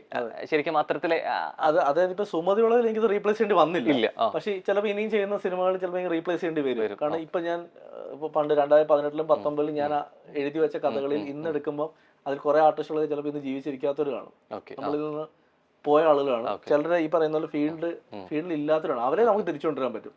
പക്ഷെ ഇതിന്റെ ഒക്കെ അപ്പുറത്തേക്ക് ഇതിന്റെ ഒരു ബിസിനസ് വാല്യൂ ഉണ്ട്. ഒരു ഹീറോയെ അല്ലെങ്കിൽ ഹീറോയിനെ വെക്കുമ്പോൾ ഒരു ബിസിനസ് വാല്യൂ ഉണ്ട്. അപ്പൊ എനിക്ക് ചിലപ്പോൾ അവിടെ റീപ്ലേസ് ചെയ്ത് ചിന്തിക്കേണ്ടി വരും. അത് ഞാൻ ഫോഴ്സ്ഫുള്ളി ആവേണ്ടി വരേണ്ട കാരണം അറിയാലോ, ഇന്ന് സിനിമ ബിസിനസ് കൂടി. കാരണം അത് പ്രൊഡ്യൂസർ എന്ന് പറയുന്ന ഒരാളെ സേവ് ചെയ്യുക എന്ന് പറയുന്നത് കൂടെ നമ്മുടെ ജോലിയിൽപ്പെട്ട കാര്യമാണ്. അപ്പൊ അത് കുറച്ചു തന്നെ പറഞ്ഞാൽ ഞാൻ റൈറ്ററായി മാത്രം നിൽക്കുന്ന ആളല്ല, ഞാൻ അതിലും ശ്രദ്ധിക്കുന്ന ആളാണ്. നാളെ ഈ സിനിമ ചെയ്ത് അദ്ദേഹത്തിന്റെ പൈസ പോയാൽ അദ്ദേഹം പുറത്തു പോയിട്ട് എന്തായിരിക്കും പറയുന്നത്, ഓ അവരുടെ പടം ചെയ്ത് വർക്കൗട്ട് ആയില്ല, അത് കേൾക്കാൻ ആഗ്രഹിക്കുന്നില്ലേ. അപ്പൊ എന്റെ സിനിമ ചെയ്യുന്ന ആൾക്ക് 1 രൂപയെങ്കിലും ലാഭം കിട്ടണം എന്ന് ആഗ്രഹിച്ച് തന്നെയാണ് സിനിമ ചെയ്യുന്നത്. അത്രയും ബഡ്ജറ്റ് എങ്ങനെയെങ്കിലുമൊക്കെ നമുക്ക് കൺട്രോൾ ചെയ്യാൻ പറ്റുമോ നോക്കണം. ഒപ്പം നിന്നവർക്ക് ആ സിനിമ സ്വപ്നം സാക്ഷാത്കരിക്കുമ്പോൾ അല്ലെ ഇറക്കിയ പൈസ കൂടെ തിരിച്ചു കിട്ടണം. അതായത് സിനിമ ഇറങ്ങുന്നതിന് അന്ന് എല്ലാവരുടെയും മുഖത്ത് ചിരിയാണ്, അതിനൊക്കെ വലിയ സന്തോഷമില്ല. കാരണം അതാണ് ഏറ്റവും വലിയ സന്തോഷം. ഓഡിയൻസ് ചിരിക്കുന്നതിന്റെ സന്തോഷത്തോടൊപ്പം തന്നെ ക്രൂ കൂടി സന്തോഷിക്കണം എന്നുള്ളതാണ്. ആ ക്രൂവിന്റെ കൂട്ടത്തിൽ ഏറ്റവും സന്തോഷിച്ചിരിക്കുന്ന പ്രൊഡ്യൂസർ ഉണ്ടെങ്കിൽ, സംവിധായകൻ ഉണ്ടെങ്കിൽ ഹാപ്പിയാണ്. അപ്പൊ എന്തായാലും ഈ സൗഹൃദത്തിന് ഭയങ്കര പ്രാധാന്യം കൊടുക്കുന്ന ആളാണ്. ഈ സൗഹൃദങ്ങളിൽ ഉണ്ടാവുന്ന മൊമെന്റ്സിനെ ഭയങ്കരമായിട്ട് എൻജോയ് ചെയ്യുന്ന ഒരാളാണ് അല്ലെ. സുഹൃത്തുക്കളാണെങ്കിലും ഒപ്പം നടക്കുന്നവരാണെങ്കിലും ഇൻഡസ്ട്രിക്കകത്തുള്ളവരാണെങ്കിലും. സോ അതുകൊണ്ട് തന്നെ നമ്മൾ ഈ ഒരു സമയത്ത് ഒരു പ്രാങ്ക് കോൾ ചെയ്യാൻ പോവാണ്. ഈ അഭിലാഷേട്ടൻ്റെ ഒരു പ്രിയ സുഹൃത്തിന് ആയിട്ട് നമുക്ക് വിളിക്കാം, അതിഥിനെ വിളിക്കാം. അതിഥിനെ വിളിച്ചിട്ട് നമുക്കിപ്പോൾ ചർച്ചാ വിഷയം എന്തായാലും സുമതി വളവാണ് ആണല്ലോ. അപ്പോൾ സുമതി വളവിലെ അതിഥി നായികയായിട്ട് ചാൻസ് തരാത്തതിന്റെ പേരിൽ വേറൊരാളുടെ അടുത്ത് പരാതി പറഞ്ഞു. ഇത്രയും പരിചയമുള്ള ഒരാളായിട്ട് അഭിലാഷ് എന്തുകൊണ്ട് എനിക്ക് തന്നില്ല, ഞാനാണെങ്കിൽ ഭയങ്കരമായിട്ട് എക്സ്പെക്ട് ചെയ്തിരുന്നു എന്നുള്ളൊരു പരാതി പറഞ്ഞു മോശമായിട്ട്. അപ്പൊ അഭിലാഷേട്ടൻ അത് അറിഞ്ഞുകൊണ്ട് വിളിക്കുകയാണ്. അതിഥി അങ്ങനെ എന്തെങ്കിലും ഉണ്ടെങ്കിൽ അതിഥി എൻ്റെ അടുത്ത് സംസാരിക്കാലോ, പറയാലോ, അല്ലെങ്കിൽ ഈ രീതിയിൽ എന്തിനും പറയേണ്ട ആവശ്യം എന്നുള്ള രീതിയിൽ അഭിലാഷേട്ടനിലെ റൈറ്റർ നമ്മൾ കണ്ടു, കാസ്റ്റിംഗ് ഡയറക്ടർ കണ്ടു, ഇനി ആക്ടർ കാണാൻ പോവാണ്. ഓക്കെ, സോ നമുക്ക് അഭിലാഷേട്ടനെ വിളിക്കണം, എന്നെ വിളിച്ചെടുക്കില്ല. ഞാൻ ഈ ഇന്റർവ്യൂ അവർക്ക് അറിയാൻ തോന്നുന്നു. ആണോ? അതെയോ? അപ്പൊ ചിലപ്പോ പൊളിയും. പിന്നെ അവർക്കറിയാം ഞാൻ ഇങ്ങനെ സംസാരിക്കില്ല, ഒക്കെ അറിയാം. ഞാൻ ഇങ്ങനെ പരാതി ഉണ്ടെങ്കിൽ ഒരിക്കലും വിളിച്ചു ചോദിക്കില്ല എന്നുള്ളത്. വേണോ എടാ ഒഴിവാക്കണോ? ശിവതയാണെങ്കിലോ? ശിവത വിളിക്കാം. ശിവത ചിലപ്പോ വിളിക്കാം, ഏൽക്കും. ശിവത ആകുമ്പോ ഏൽക്കും. ശിവത ഇപ്പൊ കരയും കേട്ടോ. അതെ, കുഴപ്പമില്ല. ശിവത ആകുമ്പോ കരയും. ഹലോ ശിവത, എവിടെയാ? ഷൂട്ടില്ല? ഓക്കെ. എടാ ഞാനേ, നീ ഫ്രീ ആണോ? എടാ ഞാനൊരു കാര്യമേ, ഞാൻ ചോദിക്കുന്നതൊന്നും തോന്നല്ലേ, നമ്മളെ നല്ല പേഴ്സണൽ അടുപ്പാണ്ട് ഞാൻ ചോദിക്കുന്ന, നിനക്ക് ഫീൽ ചെയ്യല്ലേ? നീയേ എവിടെയെങ്കിലും പോയിരുന്നിട്ട് ഈ നമ്മുടെ ഈ സുമതി വളവിൽ നിന്നെ ഹീറോയിൻ ആക്കാത്തതിന് എന്നെ പറ്റി എന്തെങ്കിലും മോശമായിട്ട് സംസാരിച്ചോ? എൻ്റെ അടുത്ത് ഒരാൾ ഭയങ്കര ഇതായിട്ട് പറഞ്ഞു. അതായത് ഇങ്ങനെ ശിവത പറഞ്ഞു ഇങ്ങനെ ഹീറോയിൻ ആക്കിയിട്ടില്ല, ഇത്തിരി നെഗറ്റീവായിട്ട് പറഞ്ഞു എന്ന് പറഞ്ഞു. അയ്യോ ഞാൻ ഇതിനെ കുറിച്ച് ഹീറോയിൻ ഞാനല്ലാതെ എനിക്കറിയാലോ. അതാ മറ്റേ വളവിനെ കുറിച്ചുള്ള പടമല്ലേ, എനിക്ക് പറയുന്നില്ല. അങ്ങനെ തോന്നാൻ ഞാൻ നിന്നോടല്ലേ പറയണ്ടേ? വലിയവരോടും പറയേണ്ട കാര്യമുണ്ട്. നിന്റെ മുരളിയുടെ ഒരു കോമൺ ഫ്രണ്ടാണ്. പക്ഷെ എൻ്റെ അടുത്ത് എനിക്ക് ഭയങ്കര വിഷമമായി അത് കേട്ടപ്പോൾ. അയ്യോ ഇല്ല, ആരാന്ന് പറ. ആരാന്ന് പറയണ്ടോ, വെറുതെ നിങ്ങൾ തമ്മിൽ ഇഷ്യൂ ആവണ്ട. ആണോ? എന്താ എന്താ പറയുന്നത്? പക്ഷെ ഇല്ലട്ടോ, ഇല്ല ഹാവൻ ടോൾ. കാരണം ഈ ഒരു സുമതി വളവന്റെ എനിക്ക് എന്താണ് തോന്നിയത് അന്ന് അവിടെ വെച്ചിട്ട് പറഞ്ഞത്. ഇല്ല, ഞാൻ എന്നിട്ട് അവസാനം പുള്ളിയോട് പറഞ്ഞു ഞാൻ ഒരു കാര്യം ചെന്ന ഒരു കാര്യം കുഴപ്പമില്ലെന്ന് അവളെ തന്നെ നായികയാക്കാന്ന് പറഞ്ഞു. ഞാൻ എന്തൊക്കെയോ പറഞ്ഞിട്ട് ഞാനും റേസായിട്ട് പോന്നു. അയ്യോ ഇല്ല ഇല്ലട്ടോ, ഞാൻ ഈ പടത്തിനെ കുറിച്ച് ആരോടും സംസാരിച്ചിട്ടേ ഇല്ല. ആദ്യമായിട്ട് സുമതി വളവിനെ കുറിച്ച് പറയുന്നത് ഇതിന് എന്തെന്നാ നമ്മുടെ ഇവര് ആ സ്റ്റേജിൽ കയറിയപ്പോഴേ ഉള്ളൂ. ആണോ? പക്ഷെ എൻ്റെ അടുത്ത് ഇങ്ങനെ ഭയങ്കര മോശം പരിപാടിയാണ് കാണിച്ചതെന്ന രീതിയിൽ പറഞ്ഞു. കാരണം കുറേ കുറ്റം പറഞ്ഞു. ഞാൻ പറഞ്ഞു അങ്ങനെ പറയാൻ ഒരു കുറ്റവും പറയില്ലല്ലോ എന്ന് പറഞ്ഞു. നന്നായി അത് എന്നോട് ചോദിച്ചു കേട്ടോ. ഇത് ആരാന്ന് വെച്ചാലും ഇടയ്ക്കൊരു ഇത് തീപ്പൊരി ഉണ്ടാക്കാൻ വേണ്ടിയിട്ടായിരുന്നു. കാരണം ഒന്നാമത് ഇങ്ങനത്തെ സംഭവങ്ങൾ ഞാൻ ആരോടും സംസാരിക്കുകയും ചെയ്തിട്ട് അതൊന്നും എനിക്കറിയാം. ഞാൻ ഒരു കാര്യം ചെയ്യാം ശിവ, ഒരു കാര്യം ചെയ്യാം. എൻ്റെ അടുത്ത് പറഞ്ഞ ടീം ഇവിടെ ഉണ്ട്. ഞാൻ എന്തായാലും ഇത് ഒളിച്ചു വെക്കുന്നില്ല, ഞാൻ അവരോട് പറയാം. ഞാൻ നിന്നോട് സംസാരിച്ചു, ശിവത അങ്ങനൊന്നും പറഞ്ഞിട്ടില്ല എന്ന് പറഞ്ഞിട്ട്. കേട്ടില്ല. അല്ല, പുള്ളി ഇവിടെ ഉണ്ട്, അതിൻ്റെ അടുത്തുണ്ട്, ഞാൻ കൊടുക്കാം. മുരളിയോ? അയ്യോ അല്ലല്ല, അയ്യോ അവൻ പാവം. നീ അതെന്തൊരു ചോദ്യമായിരുന്നു. ഇല്ലില്ല, മുരളി എവിടെയാണ്? മുരളി മീറ്റ് ചെയ്തില്ല. ഞാൻ എൻ്റെ അടുത്തുണ്ട്. ഒരു മിനിറ്റ്. ശിവത അങ്ങനൊന്നും പറഞ്ഞിട്ടില്ലല്ലോ. ഹലോ, ശിവതയാണോ? ആ ഹലോ. ഹലോ ആ പറയൂ. ഇതാരത്? സൗണ്ട് കേട്ടിട്ട് മനസ്സിലാവാതെയോ? ഹലോ ഹലോ ഹലോ, കേൾക്കാല്ലേ? സൗണ്ട് കേട്ടിട്ട് മനസ്സിലാവാതെ. ഇത് അഭിലാഷ് പിള്ള ഇരിക്കുന്നോണ്ടാണോ ഈ പറഞ്ഞ കാര്യം? അത് അങ്ങനെയല്ല എന്നുള്ളത് മാറ്റി പറഞ്ഞേ. സൗണ്ട് കേട്ടിട്ട് മനസ്സിലാവാത്ത ആളുടെ അടുത്ത് ഇനി പറഞ്ഞിട്ട് എന്താ കാര്യം? ഇത് ഓൾറെഡി പറഞ്ഞു കഴിഞ്ഞിട്ട് ഇപ്പൊ അഭിലാഷിന്റെ അടുത്ത് ഞാൻ കള്ളം പറഞ്ഞു എന്നുള്ള രീതിയിലായി. ഇപ്പോ അതൊരു വിഷമമായിട്ട് പറഞ്ഞ സാധനം ഞാൻ അതേ രീതിയിൽ പോസിറ്റീവായിട്ടാണ് ഞാനും അഭിലാഷിന്റെ അടുത്ത് പറഞ്ഞത്.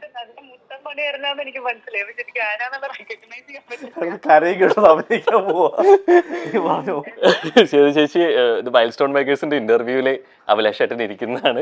ആങ്കർ റോഹനാണ്. പക്ഷെ എനിക്ക് ഏറ്റവും സന്തോഷം തന്നെ അവള് സംശയമുള്ള ഭർത്താവിനെയാണ്. ഇതിൽ ഞങ്ങൾ എക്സ്പെക്ട് ചെയ്യാത്തൊരു കാര്യം വീണ് കിട്ടിയെന്ന് വെച്ച് കഴിഞ്ഞാല് ഇതിലൊക്കെ മാറി കഴിഞ്ഞിട്ട് ആ ചോദ്യചിഹ്നം മുരളിയിലേക്ക് പോയി എന്നുള്ളതാണ്. ഇവൻ ആനശ്രീമാൻ ഇവർ രണ്ടുപേരും.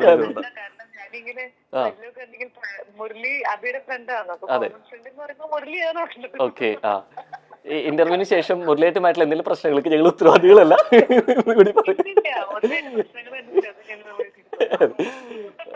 യെസ്. അപ്പൊ എന്തായാലും ഈ ഒരു ചോദ്യത്തിൽ ഗുണമുണ്ടായിട്ട് കേട്ടോ. കാരണം അടുത്ത പടത്തിലെ നായിക ചേച്ചിയാന്നുള്ള ഉറപ്പ് തന്നിട്ടുണ്ട് അഭിലാഷേട്ടൻ. ശിവത ഏത് പടം ഷൂട്ട്? ഞാന് തമിഴ് വെബ് സീരീസ് ചെയ്യണം. ശരി, ഞാൻ ഈ ഇന്റർവ്യൂ കണ്ട് നിന്നെ വിളിക്കാം. ശരി ശരി, ഓക്കെ. ഞാൻ പറഞ്ഞില്ല, അവള് കരഞ്ഞാലേ ഉള്ളൂ. ഈ ശിവത എന്റെ ആനശ്രീമാലെ അഭിനയിച്ചിട്ടുണ്ട്, മുരളി അഭിനയിച്ചിട്ടുണ്ട്. ഞാൻ പറഞ്ഞ എനിക്ക് ഏറ്റവും അടുപ്പമുള്ള ആർട്ടിസ്റ്റുകളുടെ കൂട്ടത്തിൽ പെട്ട ഒരാളാണ് ഇവർ രണ്ടുപേരും. ഇപ്പൊ നിങ്ങൾ എൻ്റെ അടുത്ത് പെട്ടെന്ന് വിളിക്കാൻ പറഞ്ഞ 3 പേരും, ഇപ്പൊ അതിഥി ആണെങ്കിലും അനുശ്രീ ആണെങ്കിലും, ഇവരൊക്കെ നമ്മുടെ ഒരു കുടുംബത്തിലെ ഒരു മെമ്പേഴ്സിനെ പോലെ. നമ്മൾ എന്ത് പ്രോഗ്രാമിലും വരും, വിളിച്ചില്ലെങ്കിലും വരുന്ന ആളുകളാണ്. അതായത് ഞാൻ വിളിക്കണമെന്നൊന്നും ഇല്ല, സ്പോട്ടിൽ കാണാം. അപ്പം ഇപ്പൊ ശിവതയെ സംബന്ധിച്ച് ഞാൻ ഈ അടുത്ത സമയത്ത് ശിവതയുടെ തമിഴ് പടം കണ്ടു. ഇപ്പം ഗരുഡൻ എന്ന് പറഞ്ഞിട്ട് പടം ഉണ്ണി അഭിനയിച്ചിട്ടുണ്ട് അതിൽ. അത് കണ്ടപ്പോ എന്ത് രസമായിട്ട് അഭിനയിച്ചത്. അപ്പൊ അവരെ മലയാള സിനിമയിൽ അങ്ങനെ യൂട്ടിലൈസ് ചെയ്യുന്നില്ല എനിക്ക് തോന്നിയിട്ടുണ്ട്. തീർച്ചയായിട്ടും ഇപ്പൊ ഞാൻ വിളിച്ചോണ്ട് പറയുന്നതല്ല, എനിക്ക് ആഗ്രഹമുണ്ട് ശിവതയ്ക്ക് ഒരു ഫ്ലോട്ട് വേഷം, ശിവത പെർഫോമൻസ് പുറത്ത് നമ്മൾ കാണിക്കാൻ പറ്റുന്ന രീതിയിൽ പെർഫോമൻസ് ക്യാരക്ടർ ചെയ്യിക്കണം. അത് ഉറപ്പായിട്ട് ഞാൻ ഈ വരുന്ന സിനിമകളിൽ എവിടെയെങ്കിലും അത് കാണും. തീർച്ചയായിട്ടും തീർച്ചയായിട്ടും കാണും. അതുപോലെ അതിഥി ഓൾറെഡി എൻ്റെ അടുത്ത സിനിമ ചെയ്യുന്നുണ്ട്. അനുശ്രീ ഈ പറയുന്ന പോലെ തന്നെയാണ്.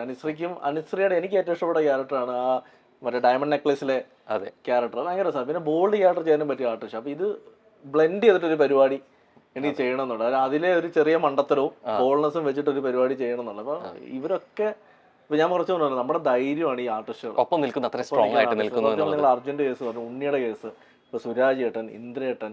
അപ്പം എനിക്ക് തോന്നുന്നു നമ്മൾ ഒരു വിളിച്ചു പറഞ്ഞ ചേട്ടാ നമ്മുടെ ഒരു കഥയുണ്ട്, അടാ നമുക്ക് ചെയ്യടാ എന്ന് പറയുന്ന ആളുകൾ. അത് ചിലപ്പോൾ കഥ കേൾക്കണമെന്നില്ല, നമുക്കത് നീ പ്ലാൻ ചെയ്തോ നമുക്ക് ഇരിക്കടാ എന്ന് പറയുന്ന ആർട്ടിസ്റ്റുകൾ ഇപ്പൊ ഉണ്ട് കൂടെ. അത് തന്നെയാണ് നമ്മുടെ ധൈര്യം. ശരിക്കും എനിക്ക് തോന്നുന്നു ആ പറയുന്നതിൽ തന്നെ ശിവയുടെ ഏറ്റവും കൂടുതൽ പേടിയെന്ന് വെച്ചാൽ അഭിലാഷിനെ കുറിച്ച് ഞാൻ അങ്ങനെ സംസാരിക്കില്ല, അല്ലെങ്കിൽ എന്നെ കുറിച്ച് അഭിലാഷ് അങ്ങനെ ചോദ്യം ചെയ്യേണ്ടി വരുന്നില്ല. ഇതാണ് ഏറ്റവും കൂടുതൽ അല്ലെ ആ വോയിസിൽ പ്രതിഫലിച്ചിരുന്നത്. കാരണം ശിവത ഇപ്പൊ ഇത് പ്രാങ്ക് ഷോ അല്ലാതെ എന്റെ അടുത്ത് ഒരാൾ പറയാണ്, അത് അഭിലാഷേട്ടാ നിങ്ങളെ പറ്റി ശിവത ഇങ്ങനെ പറഞ്ഞു, അല്ലെങ്കിൽ അനുശ്രീ ഇങ്ങനെ പറഞ്ഞു, അല്ലെങ്കിൽ അതിഥി ഇങ്ങനെ പറഞ്ഞു എന്ന് പറഞ്ഞാൽ ഞാൻ പറയുന്നത് അറിയോ, ആണോ അങ്ങനെ പറയത്തില്ല എന്ന് പറഞ്ഞിട്ട് ഞാൻ പോകും. കാരണം വെച്ചാൽ ഞാൻ അതാണ് വിശ്വസിക്കുന്നത്, അവരങ്ങനെ പറയില്ല. അത് ഇവര് മാത്രമല്ല, എന്റെ ഒപ്പം നിൽക്കുന്ന ആളുകൾ അത് പറയാനുള്ള സാഹചര്യം ഉണ്ടാക്കാറില്ല. അത് ഒരു രീതിയിൽ ഉണ്ടാക്കില്ല എന്നുള്ളത് ഉറപ്പാണ്. പ്രത്യേകിച്ച് ഞങ്ങൾ മൈൽ സ്റ്റോൺ മേക്കേഴ്സ് ഫാമിലിക്ക് അത് കുറച്ച് എടുത്തുകൂടെ പറയാൻ പറ്റും. കാരണം ഈ വളർച്ചയിൽ ഈ സൗഹൃദത്തിനും കുടുംബത്തിനും പ്രാധാന്യം കൊടുക്കുന്നുണ്ടെന്നുള്ളത് ഞങ്ങൾക്ക് ഏറ്റവും കൂടുതൽ ഞങ്ങൾ ആ നന്ദി പറയേണ്ട ഒരു സമയം എന്ന് വെച്ച് കഴിഞ്ഞാൽ ഞങ്ങൾ ഷാജി പാപ്പന്റെ കല്യാണമാണ്. അത്രത്തോളം ഞങ്ങൾ ക്ഷണം നൽകിയിരുന്നെങ്കിൽ പോലും അഭിലാഷ് ഏട്ടൻ അന്ന് എത്തുമെന്ന് ഉറപ്പില്ല. കാരണം അന്ന് തന്നെയാണ് സുമതിയോടെ വരെ പടത്തിന്റെ ലോഞ്ചുള്ള ദിവസമാണ്. ഏറ്റവും കൂടുതൽ എനിക്ക് ഓർമ്മയുണ്ട് 9:45 കഴിയുന്നില്ല. അപ്പൊ ഞാൻ പതുക്കെ പോയി ആങ്കർ എന്ന് മീനാക്ഷി നമ്മളെ ഒന്ന് വൈൻഡപ്പ് ചെയ്യണം. കാരണം വേറെ ഒന്നുമല്ല, അവിടെ ഒരു പ്രോഗ്രാം നടക്കുന്നുണ്ട്. അപ്പൊ എനിക്ക് മാത്രം ആയിക്കില്ല, ഇപ്പൊ ഇവിടെ പലർക്കും പോകണമായിരിക്കും. അപ്പം ഈ പ്രോഗ്രാം കഴിഞ്ഞിട്ട് അവിടെ നിന്ന് രക്ഷപ്പെടാൻ പറ്റുന്ന ഒരു അവസ്ഥയിലാണ്. ഒന്ന് എന്റെ സിനിമയാണ്, എന്റെ ഫാമിലി ഉണ്ട്, എല്ലാവരും ഞാനാണ് അവിടെ കോർഡിനേറ്റ് ചെയ്യുന്ന ആളുകൂടി. അതാണ് എന്റെ രസം. ഇതിന് അപ്പൂസ് ഇങ്ങനെ വിളിച്ചുകൊണ്ടിരിക്കുകയാണ്. അപ്പൂസിനെ ഞാൻ പറഞ്ഞിട്ട് എടാ എത്ര മണി വരെ ഉണ്ട്, എത്ര മണി വരെ ഉണ്ട്. അപ്പൂസ് ഇല്ലടാ നിങ്ങൾ വന്നോ കുഴപ്പമില്ല. ഞാൻ സത്യം പറഞ്ഞാൽ ഭയങ്കര വിഷമത്തോടെ കയറി വരുന്നത്. എല്ലാവരും പോയി കാണും, പക്ഷെ വരുമ്പോൾ ഭയങ്കര ഗ്രാൻഡ് എടുത്തു പറയേണ്ട ഒരു കാര്യം എന്ന് വെച്ച് കഴിഞ്ഞാല് പലപ്പോഴും വേണമെങ്കിൽ ഇതൊരു ഒഴിവ് പറയാം. ഒരു പ്രോഗ്രാം ഇല്ലെങ്കിൽ ഞാൻ തിരക്കിലായിരുന്നു എന്ന് വേണമെങ്കിൽ പറയാം, ഒരു വാക്കിൽ മറു ചോദ്യം വരില്ല. പക്ഷെ ഇത്രയും വലിയൊരു ഒരു സിനിമയുടെ അല്ലെ ലോഞ്ച് നടക്കുന്നു, അതിന്റെ ഏറ്റവും വലിയ പ്രാധാന്യമുള്ള ദിവസം നടക്കുന്നു എന്ന് പറയുമ്പോൾ ഇത് കഴിഞ്ഞ ഒരു സമയം വെച്ച് അതിനൊരു പ്രാധാന്യം കൊടുത്ത് മറ്റൊരു സ്ഥലത്തേക്ക് പോകാന്ന് പറഞ്ഞു കഴിഞ്ഞാൽ ഈ സൗഹൃദം കുടുംബം അതിനെ പോലെ ഒപ്പം കൊണ്ടു നടക്കുന്ന കാരണം എന്താ വെച്ചാല് എനിക്കത് അന്ന് മാത്രമേ ചെയ്യാൻ പറ്റൂ. അതെ, ഷാജി പാപ്പന്റെ കല്യാണം എനിക്ക് അടുത്ത ദിവസത്തേക്ക് കാണാൻ പറ്റില്ലല്ലോ. എനിക്ക് അവിടെ അതായത് നമ്മളെ ഇഷ്ടപ്പെടുന്നതുകൊണ്ടാണ് നിങ്ങൾ വിളിക്കുന്നത്. അതെ, എന്നെ സംബന്ധിച്ച് എനിക്ക് എന്റെ സിനിമ പോലെ തന്നെ പ്രയോറിറ്റി തന്നെയാണ് നിങ്ങളുടെ വിളിയും. കാരണം നാളെ നിങ്ങളെയൊക്കെ ഞാൻ ഇനിയും കാണേണ്ടതാണ്. നാളെ എനിക്ക് വേണേൽ പറയാം, എന്റെ നിങ്ങൾക്കും അറിയാം എന്റെ ലോഞ്ച് ആയിരുന്നു. ആ സ്റ്റേജിൽ എനിക്ക് താങ്കൾ പറഞ്ഞു ലോഞ്ച്. അപ്പൊ ഞാൻ എനിക്കെന്താ വെച്ചാൽ എനിക്ക് ആളുകളെ ഒരിക്കലും നമ്മൾ കാരണം അവിടെ മനസ്സിൽ ചെറിയ വിഷമം പോലും വരുന്നത്. ഇപ്പൊ അടുത്ത സമയത്ത് പാലയിൽ ഒരു കുട്ടി മാളികപ്പുറത്തിലെ ആ മോളെ പോലെ ആ സീൻ റീക്രിയേറ്റ് ചെയ്തു. ഭയങ്കര വൈറലായ വീഡിയോ. എനിക്ക് തോന്നുന്നത് 4-5 മില്യൺ വ്യൂസ് വന്നപ്പം ഇതിലെല്ലാം ആ കുട്ടി ഇങ്ങനെ താങ്ക്സ് പറഞ്ഞ ഫോട്ടോയിൽ എന്റെ പേര് മെൻഷൻ ചെയ്യുന്നുണ്ട്, എന്റെ മെൻഷൻ. അപ്പൊ എന്റെ അടുത്ത് ആ കുട്ടിയായിട്ട് ബന്ധപ്പെട്ടിരിക്കുന്ന ഒരാള് എന്നെ വിളിച്ചിട്ട് പറഞ്ഞു ഇങ്ങനെ ആ കുട്ടിക്ക് കാണാൻ ആഗ്രഹമുണ്ട് എന്ന് പറഞ്ഞു. ഞാൻ പറഞ്ഞു എന്നാ അഡ്രസ് അയക്കാൻ പറഞ്ഞു. അപ്പൊ അവരും വിശ്വസിക്കുന്നില്ല. അഡ്രസ് അയക്കാൻ പറഞ്ഞപ്പോ ഞാൻ നെക്സ്റ്റ് ഡേ അവിടെ വീട്ടിൽ പോയ ആളാ പാലയില്. അവർക്ക് ഭയങ്കര സർപ്രൈസ് ആയി പോയി. ഞാൻ ചെന്ന് വന്നിട്ട് എനിക്ക് കുട്ടിയെ കാണാൻ വേണ്ടി തന്നെയായിരുന്നു. ഞാൻ ആ കുട്ടിയെ കണ്ടു, അവൾക്ക് ഭയങ്കര സന്തോഷം. അവള് പറഞ്ഞു എനിക്ക് അവളുള്ള ഫ്രണ്ട്സിനെയൊക്കെ വിളിച്ച് വീഡിയോ കോളിൽ കാണിച്ചു കൊടുക്കുന്നു. അപ്പൊ ഞാൻ ഈ മൊമെന്റ് ആണ് എന്റെ ഹാപ്പിനെസ്. ആ ഒരു മൊമെന്റ് അതിനേക്കാൾ ഉപരിയായിട്ട് പറയേ നമ്മുടെ ഒരു പ്രസൻസ് ആണ് ഏറ്റവും കിട്ടിയ ഗിഫ്റ്റ് നമ്മൾ പറയും അല്ലെ. നമുക്കത് എടുത്തു പറയാവുന്ന ഒരു കാര്യം എന്ന് വെച്ച് കഴിഞ്ഞാൽ ഒരു പക്ഷേ ക്ഷണം വിളിച്ചതല്ലേ, വന്ന് ഒരു ബോധ്യപ്പെടുത്താൻ വേണ്ടി പോവായിരുന്നു. പക്ഷേ അഭിലാഷേട്ടൻ അവിടെ കണ്ടത് ഒരു അതിഥി ആയിട്ടല്ല, കുടുംബക്കാരനായിട്ടാണ്. കാരണം ഞാൻ ഓൺ സ്റ്റേജിൽ നോക്കുന്ന സമയത്ത് അഭിലാഷേട്ടൻ കുറെ നേരമായിട്ട് അവിടെ ഉണ്ട്, അത് മുൻനിരയിൽ തന്നെ ഉണ്ട്. കുറെ സമയം കഴിഞ്ഞിട്ട് വരെ സ്റ്റേജിൽ കയറുന്ന കുറെ കഴിഞ്ഞിട്ടാണ്. അതും കഴിഞ്ഞ ഭാര്യയും മക്കളും താഴെ ഉണ്ട്. അപ്പൊ അവരോലും ചോദിക്കുന്നുണ്ട്. അപ്പൊ ഞാൻ സത്യം പറഞ്ഞ ഷാജി പാപ്പനെ കണ്ടിട്ടേ ഇല്ല, എനിക്ക് പരിചയം നിങ്ങളൊക്കെയാണ്, ഓപ്പോസിനൊക്കെയാണ്. അപ്പൊ എന്റെ അടുത്ത് താഴെ അശ്വതി ചോദിക്കുന്നുണ്ട്. അതായത് ഇളയ മോള് ഭയങ്കര വഴക്കാണ്, അവള് വീട്ടിൽ പോകണം വിട്ടു. അപ്പൊ ഞാൻ റെഡി അച്ഛൻ വരാം, വെയിറ്റ് ചെയ്യണമെന്ന് പറഞ്ഞു. അപ്പൊ എന്റെ അശ്വതി പറയുന്നുണ്ട് എത്ര സമയമായാലും കുഴപ്പമില്ല, കണ്ട് പറഞ്ഞിട്ട് വന്നാൽ വരുള്ളൂ. അപ്പൊ എനിക്ക് ഞാൻ പറഞ്ഞില്ല കുറച്ച് എന്നെ സപ്പോർട്ട് ചെയ്യുന്ന ഒരാളുകൾ കുറച്ച് പുറകിലുണ്ട്. അതുകൊണ്ടാണ് എനിക്ക് ഞാൻ ഇതൊക്കെ കണ്ടുകൊള്ളുന്നെങ്കിൽ എന്റെ അമ്മയുടെ അടുത്ത് വന്നാൽ എന്റെ അമ്മയുടെ ക്യാരക്ടറാണ് എനിക്ക് കിട്ടിയത്. എന്റെ അമ്മ ആഗ്രഹിക്കുന്നത് ആരും വിഷമിക്കല്ലെന്ന്. എന്റെ അമ്മ ഒരു ബന്ധമില്ലാത്തവരുടെ ഒരു സങ്കടത്തിൽ പോയി തലയിട്ടിട്ട് അത് സോൾവ് ചെയ്യാൻ പോകുന്ന ആളാണ്. ഇത് തന്നെയാണ് എനിക്ക് കിട്ടിയേക്കുന്നത്. അപ്പൊ എന്റെ അതുകൊണ്ടാവാം പല സ്ഥലങ്ങളിലും ഞാൻ എനിക്ക് അബദ്ധങ്ങൾ പറ്റിയിട്ടുണ്ട് പല സമയങ്ങളിലും. നമ്മൾ ചിലപ്പം ചില ആളുകളെ സഹായിക്കാൻ പോയിട്ട് അത് വേണ്ടായിരുന്നു എന്ന് തോന്നിയ മൊമെന്റ്സ് ഉണ്ട്. അവരത് ആഗ്രഹിക്കുന്നില്ല എന്ന് തോന്നിയ മൊമെന്റ്സ് ഉണ്ടായിട്ടുണ്ട്. പിന്നെ പല സ്ഥലങ്ങളിൽ ഇപ്പൊ അടുത്ത സമയത്ത് ഒരു ഇന്റർവ്യൂ എൻ്റെ അടുത്ത് ചോദിച്ചുകൊണ്ട് ഇപ്പൊ സൗഹൃദത്തിന് എത്രയും വില കൊടുക്കുന്നത്. ഞാൻ പറഞ്ഞു സൗഹൃദം എന്ന് പറയുന്നതാണ് ലോകത്തിലെ ഏറ്റവും മനോഹരമായ വാക്കുകളൊന്നും. അത് നമ്മളിലേക്ക് വരുന്നത് ഭയങ്കര സന്തോഷമാണ്. പക്ഷെ പോകുന്നൊരു മൊമെന്റ് ഉണ്ട്, അയ്യോ അത് ഒരിക്കലും എന്നെ സംബന്ധിച്ച് എനിക്കത് അക്സെപ്റ്റ് ചെയ്യാൻ പറ്റില്ല. പ്രത്യേകിച്ച് അത് നമ്മളുടെ കാരണം കൊണ്ടല്ല എന്നോട് അറിയുമ്പോൾ ഭയങ്കര പെയിൻഫുൾ ആണ്. അപ്പൊ ആ പെയിൻ ലൈഫിൽ അനുഭവിക്കല്ലേ എന്ന് ആഗ്രഹിച്ചാണ് ഞാൻ ഇങ്ങനെ ഈ ഒരു അവസരത്തിൽ അതിന് നന്ദി കൂടി അറിയിക്കുകയാണ്. ഒരു ക്ഷണം സ്വീകരിച്ച അതിഥി അല്ലാതെ ഞങ്ങളുടെ കുടുംബാംഗമായിട്ട് നിന്നതിലും ആഘോഷം ഭംഗിയാക്കിയതിലും ഞാൻ അതിന് ശേഷം എനിക്ക് തോന്നുന്നു അവരെ മറ്റൊരു ഫംഗ്ഷൻ വെച്ച് കണ്ടിരുന്നു അവർ രണ്ടുപേരും. അപ്പൊ ഞാൻ അവരോട് പറഞ്ഞു എനിക്ക് അന്ന് അവസാനം വരാൻ പറ്റിയത്, പക്ഷെ എനിക്കൊരു ആഗ്രഹമുണ്ട് നിങ്ങൾ രണ്ടുപേർക്കും ഒരു ദിവസം എന്റെ വീട്ടിൽ വന്ന് ആഹാരം കഴിക്കണം എന്ന് പറഞ്ഞിട്ട്. അപ്പൊ അവരെന്തോ ഫോറിൻ ടൂറിൽ എന്തോ ആണ് അതെ വരാന്ന് പറഞ്ഞിട്ടുണ്ട്. ഓക്കെ, തീർച്ചയായിട്ടും ഒത്തിരി സന്തോഷം കൂടി അറിയിക്കുന്നു ഈ സമയം. വലിയ സന്തോഷം എന്താ വെച്ചാല് ഞാൻ ഒരുപാട് ഇന്റർവ്യൂസ് പോയിട്ടുണ്ടെങ്കിലും ഈ സ്ഥിരം ചോദിക്കുന്ന ചോദ്യങ്ങളിൽ നിന്ന് മാറിയുള്ള കുറച്ച് ചോദ്യങ്ങൾ ഭയങ്കര സന്തോഷം. നന്നായിട്ടുണ്ട്. Thank you so much.